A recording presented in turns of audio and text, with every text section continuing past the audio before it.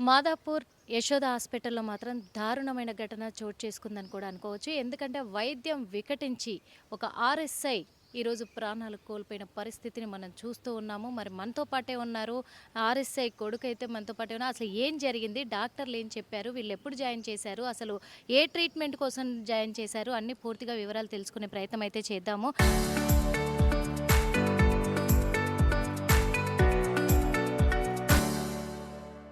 ఏం జరిగింది భయ్యా? అసలు ఎందుకు తీసుకొచ్చారు హాస్పిటల్‌కి? ఏ ప్రాబ్లమ్ వల్ల? మా నాన్నకి తొడ దగ్గర చిన్న గడ్డ ఉందండి. ఓకే. అది 15 ఇయర్స్ నుంచి ఉంది. ఆ! ఆయన యూనిఫామ్ వేసుకున్నప్పుడు గానీ, లేకపోతే బైక్ మీద వెళ్ళినప్పుడు ఈ టైంలో కొంచెం ఇబ్బంది ఫీల్ అవుతున్నా, ఆ! మనకెట్లో భద్రత ఉంది గదా అని చెప్పేసి హాస్పిటల్‌కి వచ్చిండు. దానికంటే ముందు ఆర్ఎంపీ దగ్గరికెళ్లారు. నియర్ బై హాస్పిటల్‌కెళ్తే, హ్మ్. "అన్న అది చిన్న గడ్డ, అది కట్ చేసి తీసేస్తే రేపు సాయంత్రం వరకు తగ్గిపోతది. నువ్వు మళ్ళీ ఎల్లుండి డ్యూటీకెళ్ళిపోవచ్చు. అంత పెద్ద విషయం గాదు" అన్నాడు. ఓకే. సరే మరి మనకిప్పుడు కొంచెం టెస్టులు చేసుకొని చాలా రోజులైంది కదా అని యశోద హైటెక్ సిటీకి వచ్చి హ్మ్. మనం ఫుల్ బాడీ చెకప్ చేయించుకుందాము, అట్లనే చిన్న గడ్డ కూడా ఉంటే తీపిచ్చేసుకుందామని జాయిన్ అయిపోయాడు. ఓకే. మేము జాయిన్ అయింది సెవెంత్ రోజు. హ్మ్. సెవెంత్ రోజు జాయిన్ అయినాము. హ్మ్. ఆ రోజు భద్రత స్కీమ్ గురించి, భద్రత నుంచి పోలీస్ డిపార్ట్మెంట్ భద్రత ఉంది కదా అని జాయిన్ అయిపోయినాం. మాకు ఒక డాక్టర్ అసైన్ అయిపోయాడు. ఆ డాక్టర్ కూడా వీళ్ళు ఏం చేశారంటే స్టార్టింగ్ ప్రీ వాల్యుయేషన్ చెకింగ్స్ ఏం చేయలేదు. ఓకే. ఇప్పుడు ఆయనకి గడ్డ ఉంది. ఆ గడ్డ అసలు ఏం గడ్డ? హ్మ్. దానికి బయాప్సీ చేయలేదు. ఏం చేయలేదు. దే హ్మ్. Directly went for surgery. అంటే టెస్ట్‌లేం చేయలేదా అసలు ఫస్ట్? ఆ గడ్డ అంటే ఎక్స్‌టర్నల్ టెస్ట్‌లు ఏం చేశారో నాకు తెలవదు. బట్ హ్మ్. ఆహ్, నార్మల్‌గా ఒక లంప్ మనకు బాడీలోకెళ్ళి తీయాలి అంటే ఫస్ట్ దాన్ని బయాప్సీ చేస్తాం. యెస్. ఆ నీడిల్ టెస్టో ఏదో చేసి హ్మ్. పంపిస్తాం. ల్యాబ్ రిపోర్ట్ చూసి అది చేయాలా? వద్దా? హ్మ్. ఒకవేళ గడ్డ తీస్తే కాంప్లికేటెడ్ విషయాలు ఏమైనా ఉంటాయా అని ప్రీ యెస్. వాల్యుయేషన్స్ ఉంటాయి. అవును. వీళ్ళేంది అవేం చేయలేదు. బయాప్సీ చేయకుండా they directly went for surgery. హ్మ్. ఆ సర్జరీ మోటో సింపుల్. హ్మ్. వాడు వచ్చిన పేషెంట్‌కి వాడు భద్రత నుంచి మిస్‌యూజ్ చేసుకోవడము, హ్మ్. ఆరోగ్యశ్రీ నుంచి వచ్చిన మిస్‌యూజ్ చేసుకోవడము, యెస్. తెల్ల కార్డ్ నుంచి వచ్చిన మిస్‌యూజ్, ఇన్స్యూరెన్స్ కంపెనీ ఉంది అంటే ఖతం వాడు వాడు అల్టిమేట్ గోల్ వచ్చేసి సర్జరీయే ఇంకా. ఆ! ఇంకే వేరే ఏం ఆలోచించట్లేదు. సరే సర్జరీ సార్, మీకు సర్జరీ చేయాలి.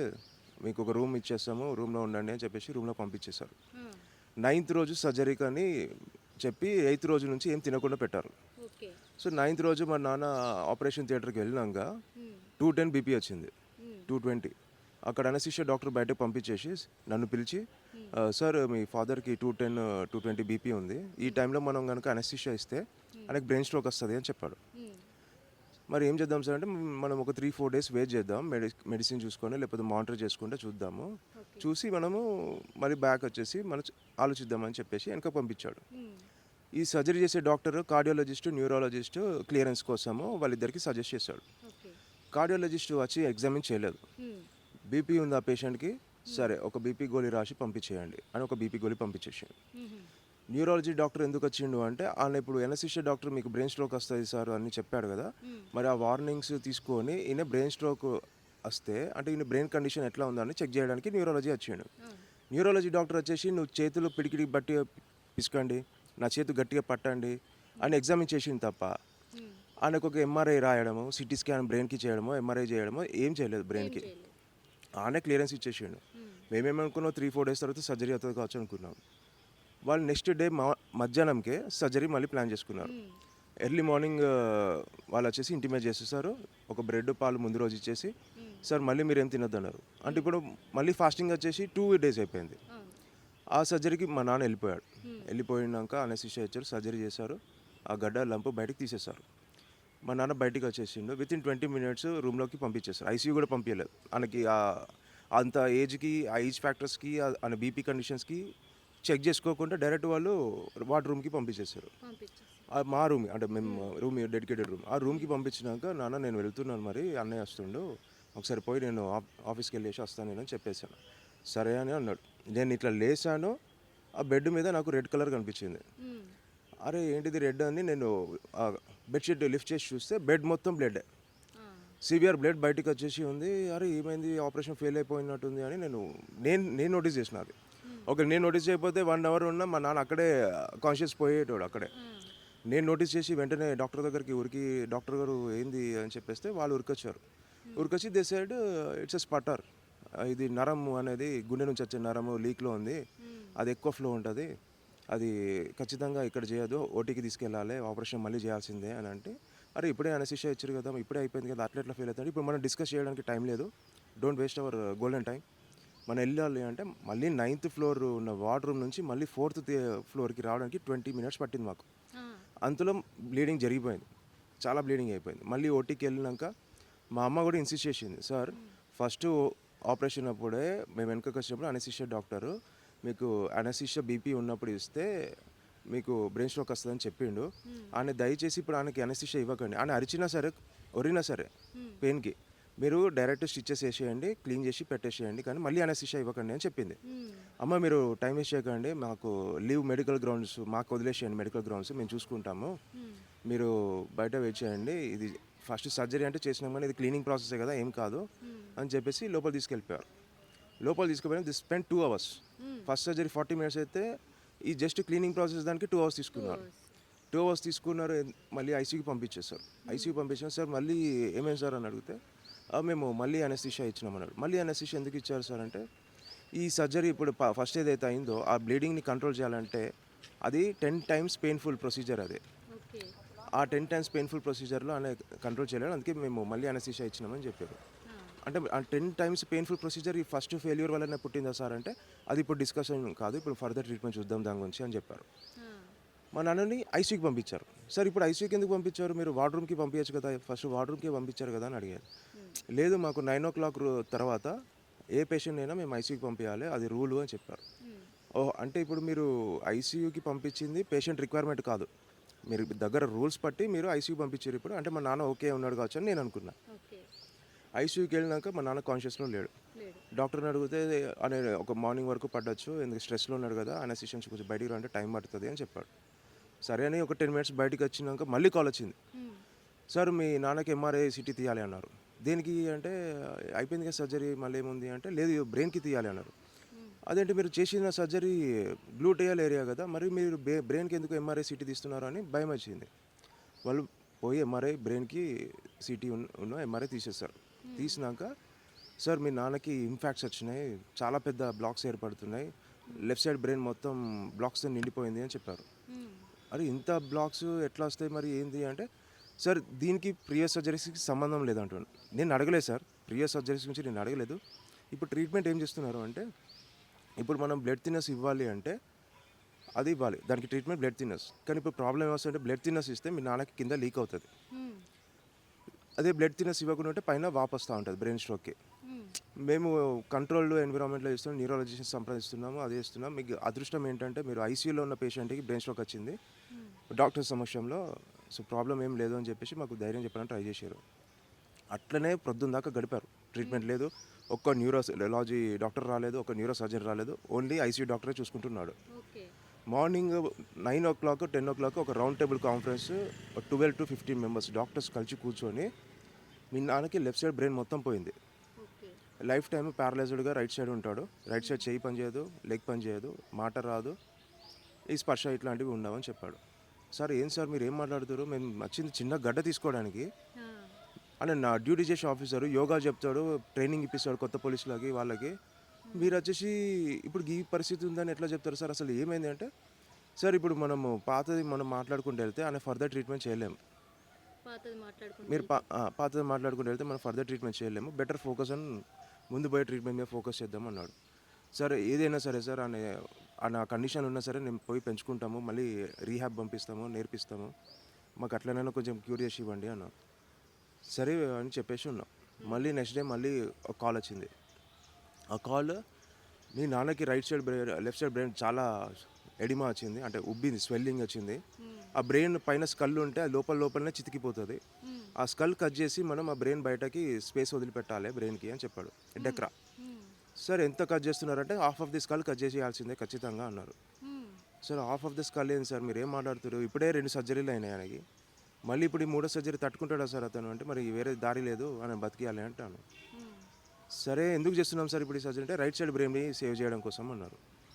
సరే అని మేము ఆడ మాకు ఆప్షన్ లేదు మేడం, వాళ్ళు చెప్పడం మేము వినడం, అంతకు మించి ఏం లేదు. ఇంకా ఆయన ఏం చేసిండు సర్జరీ డెక్రా చేసేసారు.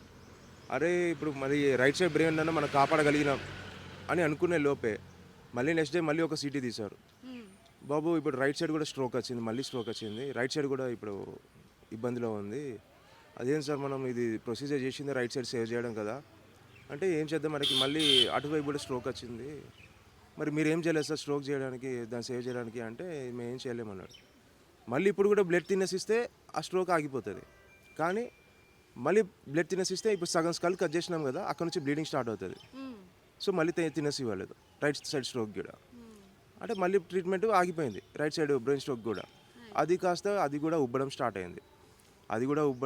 మళ్ళీ బ్రెయిన్ స్టెమ్ చిన్న మెదడు మీద ప్రెషర్ పడుతుంది అని చెప్పారు. సార్ ఇప్పుడు కండిషన్ ఏంటి అంటే, ఇంతకుముందు రైట్ సైడ్ 50% అన్నా కదా, ఇప్పుడు ఆయన మొత్తం ఒక మొక్కలాగా, ఇంట్లో మొక్క ఎట్లుంటుందో అట్లా ఉంటాడు, ఒక పైపు గొంతులో పెట్టేసి ఫుడ్ పెట్టాలి అన్నారు.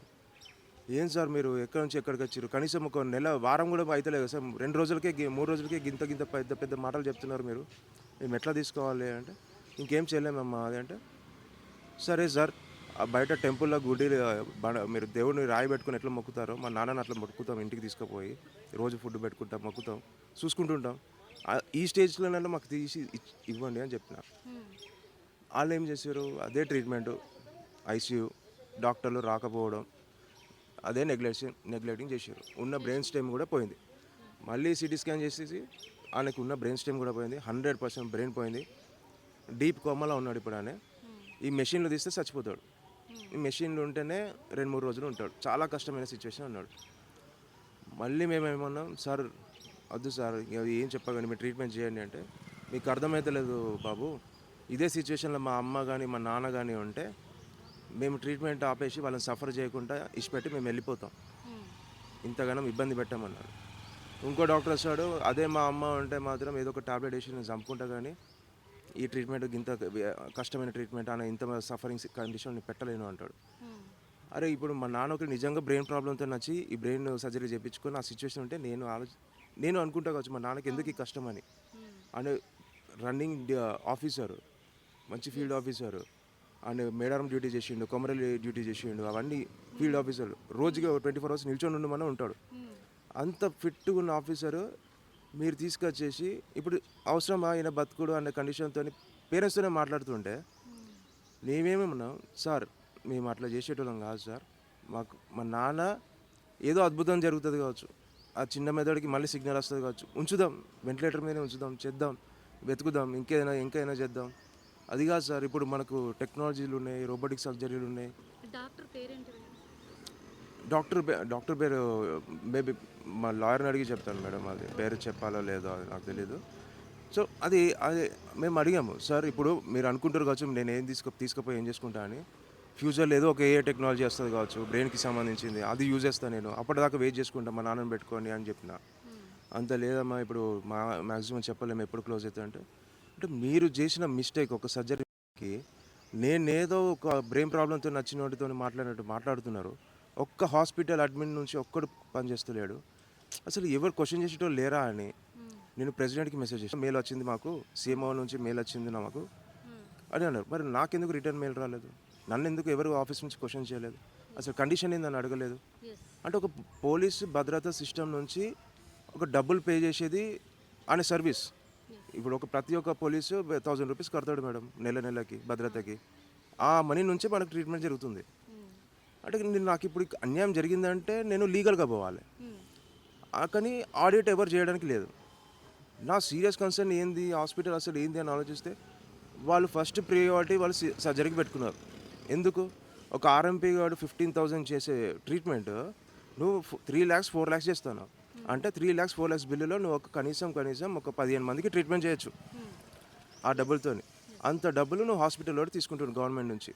అది ఒక మా నాన్న కేసులోనే ఉంది. అంటే నాన్నకి ఫస్ట్ ఆపరేషన్లోనే ఫెయిల్యూర్ అయింది లేక డాక్టర్ల నిర్లక్ష్యం? ఇప్పుడు ఒక సర్జరీ ఫెయిల్యూర్ అని చెప్పడానికి లేదు madam, it's a series of actions, series of negligence. BP ఉన్నప్పుడు నువ్వు చూసుకోలేదు, కనీసం ఏజ్ ఫ్యాక్టర్స్ డయాబెటీస్ చూసుకో, ఎగ్జామినేషన్ టెస్టులు చేసుకోలేదు, పోనీ ఆ గడ్డ ఉంది అంటే నువ్వు ఫస్ట్ దాన్ని బయాప్సీ టెస్ట్ కూడా చేసుకోలేదు. మళ్ళీ నువ్వు సర్జరీ అయిపోయినాక నువ్వు ఐసీయూకి పంపించకుండా పేషెంట్ని వార్డ్ రూమ్కి పంపించినావు, అక్కడ నేను చూసిన, అది ఒక మిస్టేక్. మళ్ళీ దాని తర్వాత ఆ బ్లడ్ నేను నోటీస్ చేసిన, డాక్టర్ నర్సులు నోటీస్ చేయలేదు, అంటే అక్కడ ఒకళ్ళు నేను నోటీస్ చేయకపోయినా అక్కడ ఒక నెగ్లిజెన్సీ. అదే పోయినాక నువ్వు సర్జరీ రూమ్లోకి తీసుకుపోయినాక ఈ పర్సన్కి ఆల్రెడీ అనెస్థీషియా ఇచ్చిన, మళ్ళీ అనెస్థీషియా ఇస్తే మన ప్రాబ్లం ఉంటుందా ఏం లేదా, బీపీ ఫ్లక్చువేట్ అవుతుంది, ఇప్పుడు కండిషన్ ఏందని అన్ని చూడకుండా నువ్వు బ్లడ్ ఆపాలనే కాన్సన్ట్రేట్ చేసావు. అది నెగ్లిజెన్స్. ప్రాణానికి ఏమవుతుందో ఆలోచించలేదు. బ్రెయిన్ స్ట్రోక్ ఐడెంటిఫై అయిందని తెలిసింది, కానీ ఒక్క న్యూరాలజీ డాక్టర్ని కూడా యశోద ప్రొవైడ్ చేయలేదు ఆ టైంకి. నువ్వు కాల్స్లో మాట్లాడిన ఏమని నాకు తెలియదు మేడం, ఆన్ ఫీల్డ్ ఉండాలి. అక్కడ నెగ్లిజెన్స్. అది అయిపోయినాక నువ్వు డెక్రా చేసినాక సేవ్ చేయడానికి చేసినావు. రైట్ సైడ్ని బ్రెయిన్ని ఒక్కరోజైనా సేవ్ చేసినావా? ఒక్కరోజు కూడా సేవ్ చేయలేదు. నెక్స్ట్ డేనే మళ్ళీ రైట్ సైడ్ స్ట్రోక్ వచ్చింది అన్నావు. బట్ ఆ ట్రీట్మెంట్ అయిపోయినాక బ్రెయిన్ స్టెమ్ని సేవ్ చేసినావు ఒక 2-3 days, అది కూడా నెక్స్ట్ డేనే వచ్చింది అన్నావు. ఎక్కడ అని తప్పు చెప్పాలి మేడం? అది 50, 40, 30, 20, 15కి పడిపోయింది మేడం. ఈ 15 పడిపోయినాక మా ముంగట సిపిఆర్ చేసినాడు మా నాన్నని. 20 minutes చేసి ఇంకో చూడండి అక్కడ లైన్ వస్తుంది కదా, ఇప్పుడు మనం సిపిఆర్ చేస్తే వస్తుంది కానీ వదిలేస్తే లైన్ వస్తుంది చూసారా, కన్ఫర్మ్ చేసుకోండి డెడ్ అన్నాడు. లేదు సార్ మళ్ళీ చేయండి సిపిఆర్ అన్న. మళ్ళీ 20 minutes చేయించిన, మళ్ళీ లైన్ అయ్యి వచ్చింది. సార్ ఇంకో 20 minutes చేయండి సార్ అన్న. వచ్చింది. ఆయనకు ప్రీ ఎగ్జిస్టింగ్ కండిషన్ ఉంది అంటున్నారు. ప్రీ ఎగ్జిస్టింగ్ కండిషన్ ఉంటే నువ్వు ఎందుకు ఫస్ట్ టెస్ట్లు చేసుకోలేదు? ఎందుకు చేసుకోలేదు? ఫస్ట్ బ్రెయిన్ ఎంఆర్ఐ తీసుకోవాలి కదా. పోలీసులు ఇప్పుడు కోఆపరేట్ చేస్తున్నారు మేడం. ఎఫ్ఐఆర్ రిజిస్టర్ చేశారు, పంచనామా చేశారు. ఎందుకంటే ఆయన కూడా పోలీస్ డిపార్ట్మెంటే కదా. ఇక వాళ్ళు తెలిసిన వాళ్ళే ఉంటారు కదా, నోన్ ఫేసెస్ కదా, వాళ్ళు సపోర్ట్ చేస్తున్నారు. బట్ హాస్పిటల్ మాత్రం ఇంతవరకు అసలు ఒక కన్సర్న్ కానీ ఏం కానీ అసలు బ్రెయిన్ స్ట్రోక్ మాతోని రాలేదు అని 100% చెప్పి ఒక డాక్యుమెంట్ కూడా ఇస్తలేరు. నేను అడిగాను, ఇప్పుడు మీకు 100% ఈ 2 సర్జరీలతో రాలేదు అని కన్ఫర్మేషన్ ఉందా అంటే 100% 2 సర్జరీలతో రాలేదు సార్ అన్నారు. మరి 100% రాకపోతే యశోద లెటర్ హెడ్ పెట్టి నాకు ఒక రిపోర్ట్ ఇచ్చేయండి, ఆథరైజ్డ్ డాక్టర్తో సైన్ చేసి మా సర్జరీలతో రాలేదు అని చెప్పేసి ఇవ్వండి అన్నాను. దానికి వాళ్ళ దగ్గర సమాధానం లేదు. ఇప్పుడు ఏం కోరుకుంటున్నారంటే ఎలాంటి చర్యలు చేపడితే బాగుంటుంది, మొత్తానికి ఎట్లా అయితే వాళ్ళ మీద ఎలాంటి యాక్షన్ తీసుకుంటారు మేడం? నాకు 2 విధాలుగా నేను కోరుకుంటున్నాను మేడం. ఒకటి యాజ్ ఏ సన్ టు ఏ ఒక తండ్రి, మా ఫాదర్కి ఒక కొడుకులాగా ఒకటి కోరుకుంటున్నాను. As a citizen of this country ఒకటి కోరుకుంటున్నాను. ఫస్ట్ది ఒకటి వచ్చేసి మా నాన్నకి న్యాయం జరగాలి. ఆడనే ఒక 100 మంది, 200 మంది, 500 మందికి రక్షణ ఇచ్చుకుంటా కాపలు కాసుకుంటుండే వ్యక్తి, ఆయనకే రక్షణ లేదు హాస్పిటల్లో. ఆ పేరు కూడా భద్రత. పోలీస్కి భద్రతగా ఉండే పోలీస్కి మళ్ళీ భద్రతగా ఉన్నట్టు అదొక సేఫ్టీ మెజర్మెంట్, అదే బ్రీచ్ అయిపోయింది. దాంతోపాటు మేము almost we lost my father. అది కళ్ళ ముంగట కనీసం మా నాన్నకి నేను గుడ్ బై కూడా చెప్పలేదు. మా నాన్న కళ్ళలోకి చూసి నాన్న బాయ్ అని కూడా చెప్పలేకపోయినా నేను. అనే హాస్పిటల్ని అటు సెట్ వెళ్ళిపోయిండు. మేము ఇక్కడనే పోరాటం చేసుకుంటున్నాను. ఇప్పటికీ మా నాన్న నాకు ఫోన్ వచ్చినా మా నాన్న ఇస్తున్న కావచ్చు అన్న ఫీలింగ్లో ఉన్నా నేను. సో ఆ సిచ్యువేషన్ నేనున్నా. అండ్ ఇంకోటి, as a citizen of this country, ఇప్పుడు మనము ఒక లేనివాడికి సాయం చేద్దామని వెల్ఫేర్ స్కీమ్స్ పెడుతున్నాం. మేడం నేను లేమని కాదు మేడం, నేను స్టార్టప్స్ ఉన్నాయి, ఆమె ఎంటర్ప్రీనర్. నా పరిస్థితి ఇట్లా ఉంది. ఒక లేనివాడికి మనం ట్రీట్మెంట్ చేయడానికి వెల్ఫేర్ స్కీమ్స్ పెట్టేసి తెల్ల కార్డు అని చెప్పేసి, రేషన్ కార్డు అని చెప్పేసి, ఆరోగ్యశ్రీ అని చెప్పేసి, ఆరోగ్య భద్రత అని చెప్పేసి ఇట్లా ఇస్తున్నాము. మరి దీనికి ఆడిట్ ఎక్కడ జరుగుతుంది మేడం? ఇప్పుడు మా నాన్న కండిషన్ ఈ తొడ దగ్గర నుంచి స్టార్ట్ అయ్యి బ్రెయిన్ స్ట్రోక్ వచ్చేసి, మరి లేనివాడు వాడు ఎవరిని క్వశ్చన్ చేస్తాడు? వాడు కాళ్ళు లేకుండా పోతుండా, ఒక కన్ను లేకుండా పోతుండా, పానం లేకుండా పోతుండా? ఈ ఆడిట్ ఎక్కడ జరుగుతుంది? హాస్పిటల్లో వాడు పేషెంట్ని వాడుకుంటుండు, బిల్ వేస్తుండు, గవర్నమెంట్ బిల్ పే చేస్తుంది. నేను ఖచ్చితంగా సీఎం ఆఫీస్ నుంచి కానీ ఎక్కడి నుంచి కానీ ఒకటి ఎక్స్పెక్ట్ చేసేది ఏంటంటే, ఆల్ ప్రైవేట్ హాస్పిటల్స్ ఇవైతే వెల్ఫేర్ స్కీమ్స్ ఉన్నాయో వాటన్నిటి మీద ఇమీడియట్గా మనకు ఆడిట్ జరగాలి. ప్రతి ఒక్క పేషెంట్ ఎవరైతే వాళ్ళు నాకు ఈ తొంటి గురించి వచ్చినా, నాకు తలకు వచ్చింది, కన్ను గురించి వచ్చినా, గుండెకి వచ్చింది, ఇబ్బందులు ఉన్నాయి, మేము ముగ్గురం. ఈ ఆడిట్ మాత్రం ఖచ్చితంగా జరగాలి మేడం, 80% జరగాలి. ఇప్పుడు నేను చదువుకున్నా, నేను క్వశ్చన్ చేస్తున్నా, నాకు ఈ సిస్టమ్ తెలుసు. కానీ తెలియనోడి పరిస్థితి ఏంది? తెలియనోడి పరిస్థితి ఏముంది? చూసాం కదా మరి ఎందుకంటే డాక్టర్ల నిర్లక్ష్యమే కారణమైంది అని కూడా చెప్పుకోవచ్చు. అదేవిధంగా మరి ఎన్ని రకాల ఆపరేషన్స్ చేశారు. అలాగే వాళ్ళ ఆపరేషన్స్ ఫెయిల్ అవ్వడం వల్లే దాన్ని కవర్ చేయడానికే డాక్టర్స్ ఇలాంటివి చేశారు. అందులో ఒకటి ఇటు ప్రైమ్ మినిస్టర్‌కి, ఇటు సీఎంకి ఎవ్వరికైనా కానీ మెయిల్ పెట్టినప్పటికీ ఇప్పటివరకు బాధితులకైతే ఎలాంటి రిప్లై రాలేదు. వాళ్ళ దగ్గర నుంచి ఎలాంటి స్పందన రాలేదు. అలాంటిది ఈరోజు భద్రతగా నిలిచే ఒక పోలీస్ ఆఫీసర్‌కే ఇలాంటి అన్యాయం జరిగినప్పుడు కార్పొరేట్ హాస్పిటళ్లలో సామాన్య ప్రజల సమస్యల మీద ఎవరు పోరాడతారు? వాస్తవంగా చెప్పాలంటే సామాన్య ప్రజలు కార్పొరేట్ ఆసుపత్రులకి వెళ్తే వాళ్ళ పరిస్థితి ఏంటి అనే విధంగా కూడా క్వశ్చన్ చేస్తూ ఉన్నారు. అదే కాకుండా న్యాయం ఖచ్చితంగా జరిగి తీరాలి. ఒక భద్రత పోలీసుకి ఈరోజు న్యాయం జరగకపోతే ఆయనకే భద్రత లేకపోతే ప్రజలకు కూడా భద్రత లేకుండా పోతుంది అనే కోణంలో కూడా ఈరోజు Yashoda hospital, Hitech City Yashoda hospital నిదర్శనంగా నిలబడింది అక్రమాలకు అని కూడా అనుకోవచ్చు. అదేవిధంగా డాక్టర్ల నిర్లక్ష్యమే మెయిన్ కారణము. ఈ కేసును మాదాపూర్ పోలీసులు అయితే కేసు నమోదు చేసుకొని దర్యాప్తు కొనసాగిస్తూ ఉన్నారు. కెమెరామెన్ అశోక్తో నిర్మల RTV.